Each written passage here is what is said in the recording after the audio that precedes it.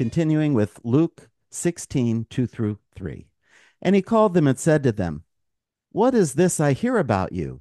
Give an account of your management, for you can no longer be a manager." The manager said to himself, "What shall I do, since my master is taking away the management from me?"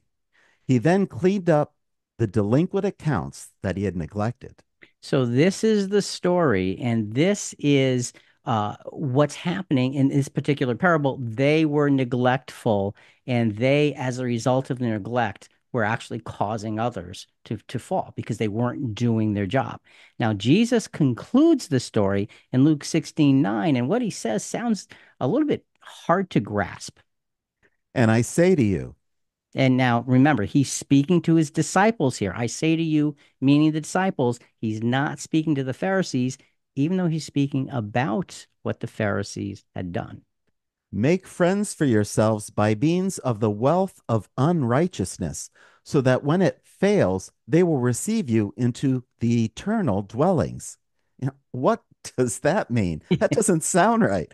Friend of unrighteousness? Yeah, it doesn't. And again, this is parabolic. This is symbolic language, and it really is a little bit difficult to kind of get your head around. We investigated these parables in podcast 1081 when we were talking about these specific parables here, and gave a lengthy explanation. So here, let's just give a paraphrase, if you will, of what he's talking about making friends for yourselves by means of the wealth of unrighteousness.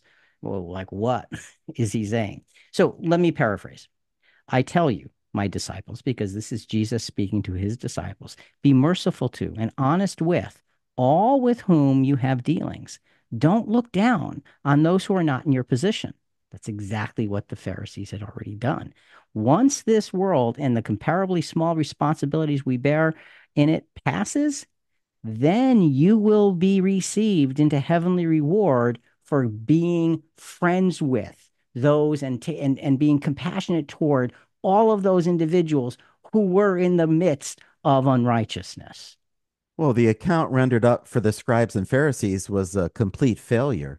They were supposed to be shepherds for the people, not to stand above them. Right. That and this is why when we look at this, when we look at the beginning lesson about not causing others to stumble, you can go back to the parable of the unjust steward and say, huh, he looks like he's referring back to that.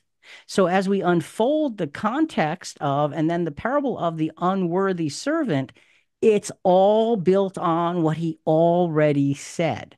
And as we go through this, we're constantly going to go back to, so what did he already say to build the foundation? Because the conclusion becomes very, very, very strong. And it comes down to helping us understand and helping us find worthiness in our unworthiness. Sadly,